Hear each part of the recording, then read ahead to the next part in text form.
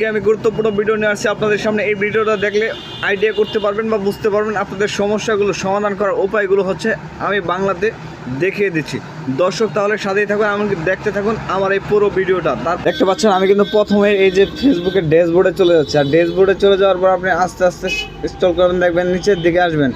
আসার পর দেখতে পাবেন এখানে এই যে দেখেন মনিটাইজেশন, এখানে দেখবেন আপডেটগুলো আসছে। আর বিশেষ করে এই যে দেখেন আপনি আর কোনো টাকা আয় করতে পারছেন না, এখানে হচ্ছে যে কন্টেন্ট যে সমস্যাগুলো বা মনিটাইজেশন, এখানে ক্লিক করবেন। এখানে ক্লিক করার পর দেখেন রিভিউ আছে, উপরে লিখছে আপনার প্রোফাইলের সমস্যাগুলো রিভিউ করুন, অথবা নিচের দিকে দেখেন যেখানে আপনার কন্টেন্টগুলো আপলোড করতেছেন সেখানে কিন্তু আসলে সমস্যাটা এই যে দেখেন আরও নিচে দেখেন, এই নিচের দিকে দেখতে পাবেন আসলে এআই দ্বারা আপনি যে সমস্যাটা সমাধান করতে পারবেন।